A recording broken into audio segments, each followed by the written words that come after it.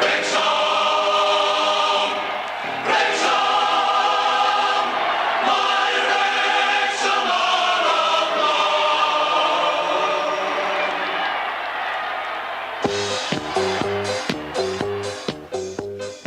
Croeso i wythnos arall gyffroes ar byd Wrexham a croeso i mewn i'r gôl.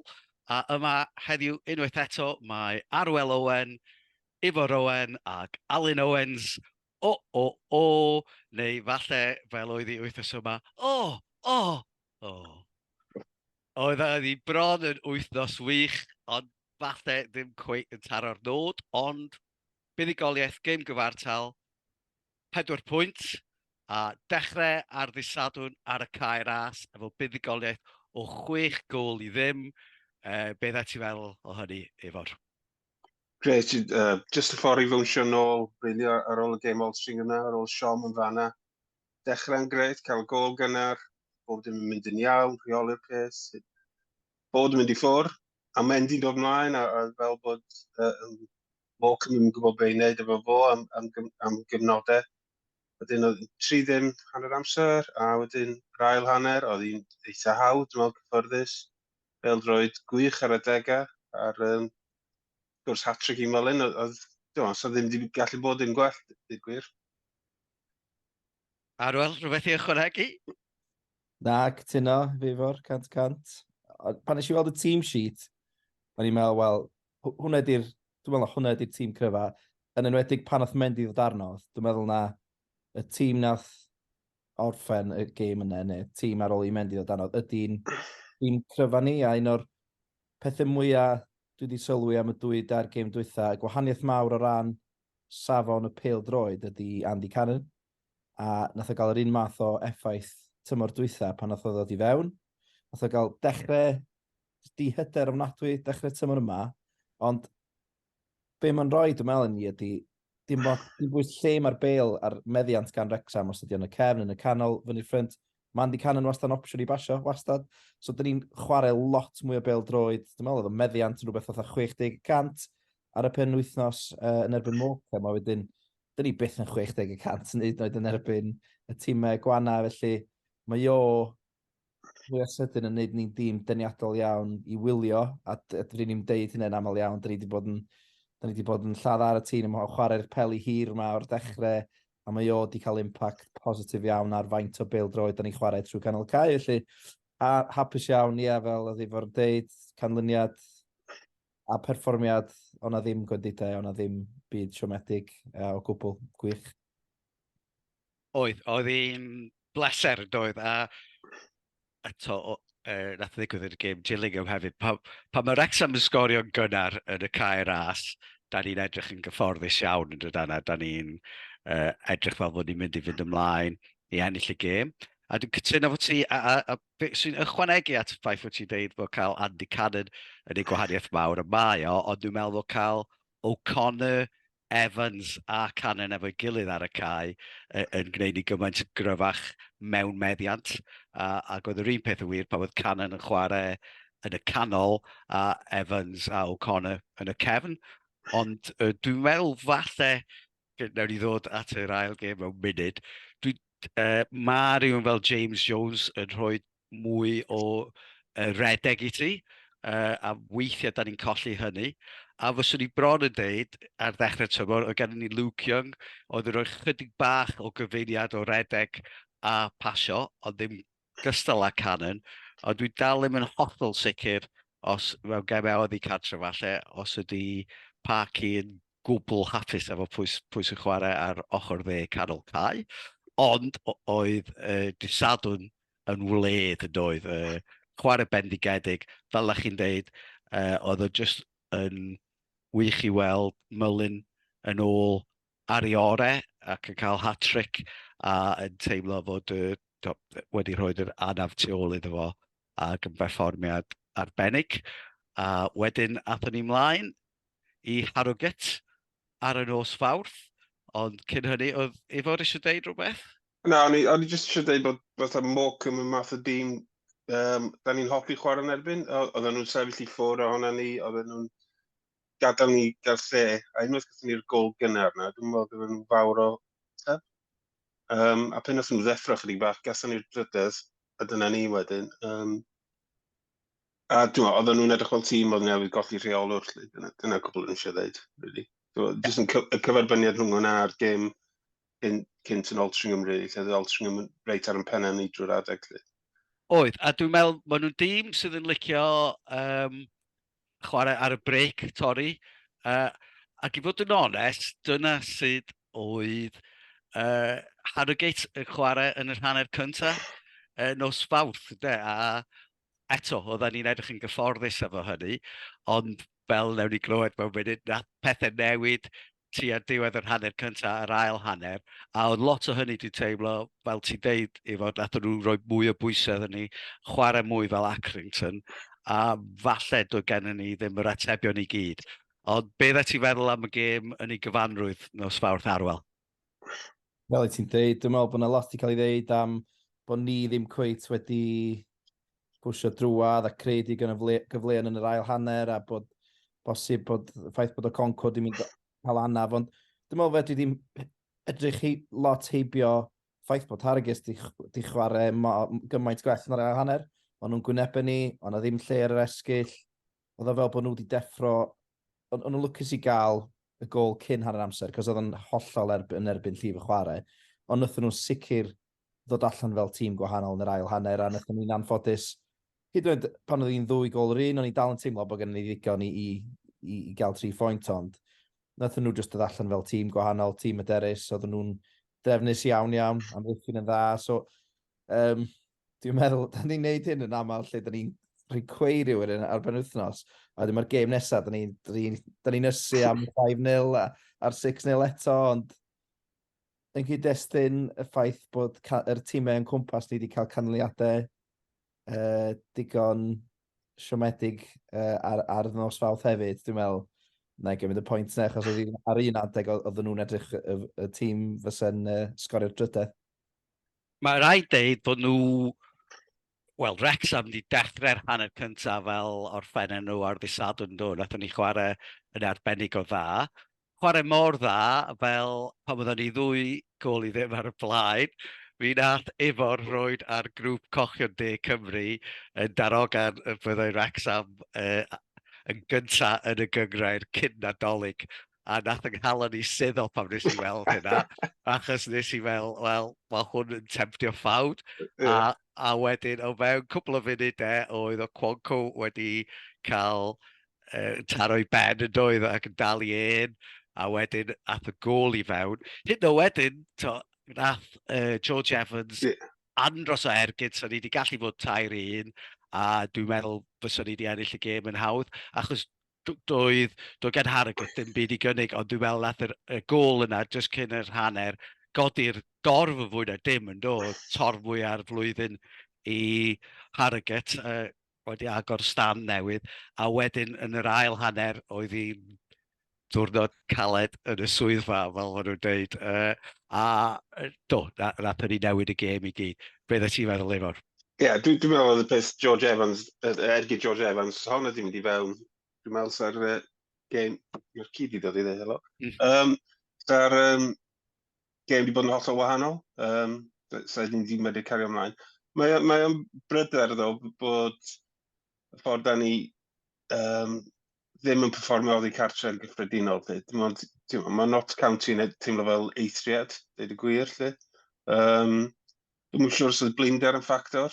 Dwi'n meddwl, Llydi McLean ddim yn gallu chwarae 2 gêm yr wsos. Dwi'n meddwl, oedd o'n dda iawn hanner cyntaf, oedd o'n wych ar dysadwn, a wedyn ail hanner, oedd o'n cynnig lot.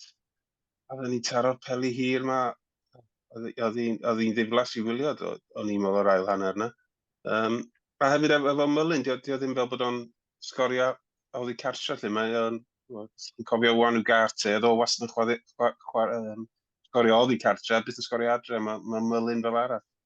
Felly mae yna broblemau yna, mae yna bethau lle angen i newid, ond mae'r tabl yn edrych yn eitha iach, a byddwn ni'n gyntaf. Yn dolyg, dwi'n siŵr byddwn ni'n ail, da ni hynny. Ydy, wel, sawl un yn deud bod ni'n ail a deud bod hynny'n fatha'n safle arbennig o dda, sydd yn hollol wir. Ond wrth gwrs, mae'r tîm sydd yn chweched dim ond 1 pwynt i ffwrdd ohono ni, a mae yna 2 dîm o fewn pwynt o'n ni wedi chwarae gêm yn llai, felly mae'n agos iawn tu ôl i Stockport, a dyna'r tristwch mwyaf dwi'n meddwl, oedden ni mewn sefyllfa arbennig o dda i ennill y gêm, a fysa ni a Stockport wedi bod ar wahân o'r grŵp oedd yn mynd i fod yn cystadlu am y trydydd safle.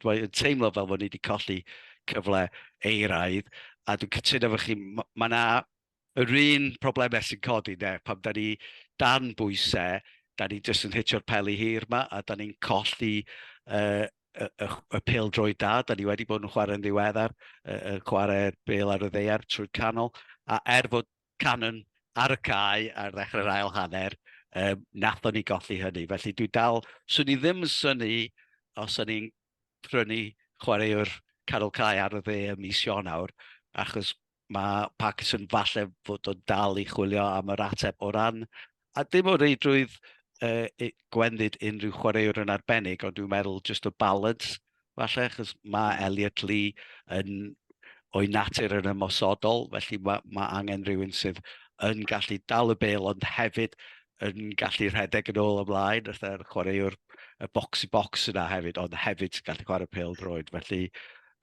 ond beth sy'n galonogol hefyd ydy 2 gêm rwan eto yn erbyn Forest Green, Colchester adre, a Casnewydd adre, maen nhw wedi dechrau cael canlyniad y da. Gobeithio fydda ni mewn safle eitha da yn mynd i fewn i'r dolyg. Ond falle ddim cweit gynta yn ôl Nostradamus Owen. Gawn ni weld. Gawn ni weld.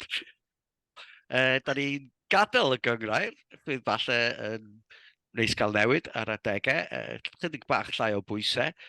Gêm dydd Sul yn erbyn Yeovil yn ail rownd cwpan FA, ac wrth gwrs mae trydydd rownd y cwpan FA yn gallu dod â gemau hynod o ddiddorol yn erbyn tîmau yn yr uwch gyngrair a tripiau i geau mawr. A wedyn nos Fawrth, felly dim ond chydig dros 48 awr wedyn, sydd yn awgrymu'n gryf i Wrexham yn newid y tîm yn sylweddol, fyswn i'n dweud.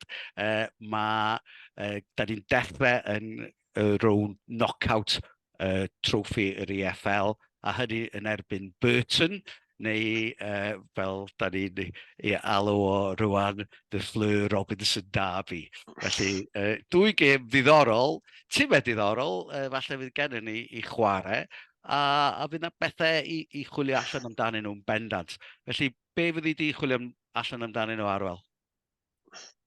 Mae'n edrych debyg fel bod Parkin cymryd y cwpan yr FA yn weddol o ddifri yn yr ystyr. Nath o'n neud sylwad bod o yn licio cwpan yr FA, achos bod o jyst yn switcho'r chwaraewyr off oddi ar rheded y gyngrair. So mae'n gymaint o bwysau yn gemer gyngrair.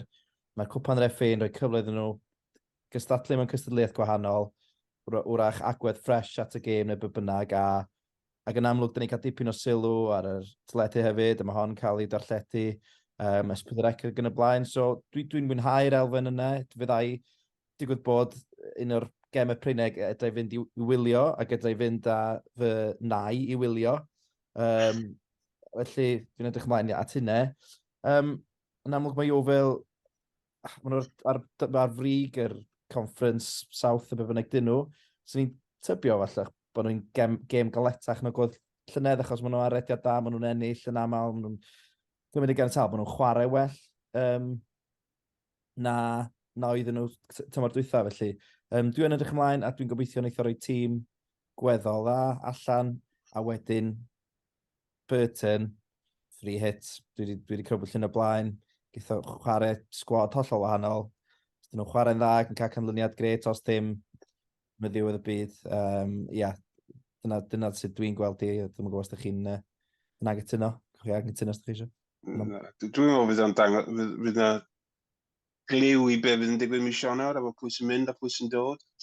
Diolch wedi chwarae Luke Young, diolch wedi chwarae Jordan Davies, pwy sy'n, beth sy'n digwydd i Bickerstaff, ydy Bickerstaff yn mynd i fynd allan i glwb arall. Dwi'n meddwl mae pwy sy'n chwarae yn y gêm gyntaf yn enwedig yn dweud hynny, dwi'n meddwl mae'r ail gêm fydd o'n ail dîm mewn ffordd. A dwi'n meddwl bod nhw'n chwarae ar y nos Faws, achos mae'n medru cadw'r un patrwm yr wythnos i weddill y garfan wedyn mwyn paratoi ar gyfer y gêm Forest Green. Dwi'n bron mor gyffroes o gweld pwy mae'n ddewis mwy na'r gêm ei hun, dwi'n meddwl. Bydd y gêm yn ddiddorol, ond lle mae'r cliwiau? Dwi'n meddwl ydy Boyle yn mynd i ddechrau, yn enghraifft. Ydy McNichols neu Howard yn y gol. Mae yna lot o bethau fel yna dwi eisiau weld. Ydy, mae Hercule Owen yn mynd i fod yn chwilio allan am gliwiau ar gyfer mis Ionawr. Ond na, mae o wir, dwi'n meddwl, fydd y tîm ar gyfer Yeovil, y tîm cryfa i bob pwrpas y bydd, ond neith o orffwys unrhyw berson sydd efo chydig o anafiadau, sy'n ni'n am efallai fydd y Quando chwarae, achos oedd o'n edrych fel fod o wedi cael trawiad ar ei ben yn doedd. A bydd fydd y gliwiau, dwi'n meddwl, os ydy Luke Young er enghraifft yn chwarae'n erbyn Yeovil, achos fod o eisiau rhoi gêm a gweld sut mae rhywun yn edrych yn y tîm, mae o'n awgrym cryf o gen fod ddiddordeb a fod o'n mynd i aros heibio mis Ionawr yn dydi. Mae'r ffaith bod ni'n chwarae ail gêm mewn 48 awr wedyn yn awgrymu fod nhw'n mynd i newid y tîm yn gyfan gwbl a ail dîm fydd hwnnw'n pwy bynnag sydd ar ôl i bob pwrpas. Ond eto, mae yna lot o chwaraewyr da yn yr ail dîm. Yn does bod bosib iawn gen Carol Cai o James Jones, Luke Young a Jordan Davies, yn does, sef Carol Cai, dewis cyntaf ni flwyddyn a hanner yn ôl, neu flwyddyn yn ôl hyd yn oed. Felly, mae o'n gêm ddiddorol. Dwi'n cytuno fod ti Arwel, mae momentum yn beth pwysig mewn chwaraeon yn dydi, a nathon ni weld hynny nos Fawrth yn sydyn unwaith o'i gen Harrogate momentum oedd hi'n gêm wahanol iawn yn doedd. A mae'r ffaith bod Yeovil hefo'r momentum yna o chwarae yn wythnosol, a mae gennyn nhw draddodiad cry yn Cwpan FA fel Wrexham yn does. Felly fydd hi'n gêm anodd, ond bydd hi'n ddiddorol iawn gweld pwy bydd yn chwarae. Ond dylen ni ennill, achos dwi'n cytuno, dwi'n meddwl fydd Parky yn chwarae tîm 3 iawn ar gyfer Cwpan FA, achos fi gen nhw wythnos i ddod drost i'r gêm wedyn, a wedyn yn chwarae'r ail dîm yn erbyn Burton. Ond eto, bydd yr ail dîm yn gry os di Burton yn chwarae ail dîm, bod nhw gyngrair yn uwch. Beth ti'n disgwyl fel canlyniad Arwel? S'n ni'n gobeithio curo Yeovil. Dwi'n disgwyl gweld tîm cry. So neis i brychan fy nai i weld gol yn y cae ras. Felly dwi'n mynd am 2-0 yn erbyn Yeovil. A dwi'n mynd am 1-1 yn erbyn Burton. Ciciers Martin fydd i ar ôl 90 munud. A dwi'n mynd i ddarogan y Ciciers Martin. Be ti fel efo'r? Wel, mae'r Belen Grisial yn dweud 3-0 a 2-1. Da ni'n mynd colli adre yna, so full stop. Ia, dwi'n meddwl fydd Burton yn pigo tîm arbennig o gry chwaith, felly dylen ni fod yn ddigon cry i giro Yeovil, so na i ddweud 3-1, a dwi'n meddwl 3-1 yn y cae ras yn erbyn Burton hefyd. Felly bydd y teulu Robinsons heblaw am fflir yn siomedig. Wel, diolch yn fawr i chi gyd. A felly, wythnos gyffroes arall o blaen ni, a gobeithio fyddwn ni'n gweld y bêl yn mynd i mewn i'r gol.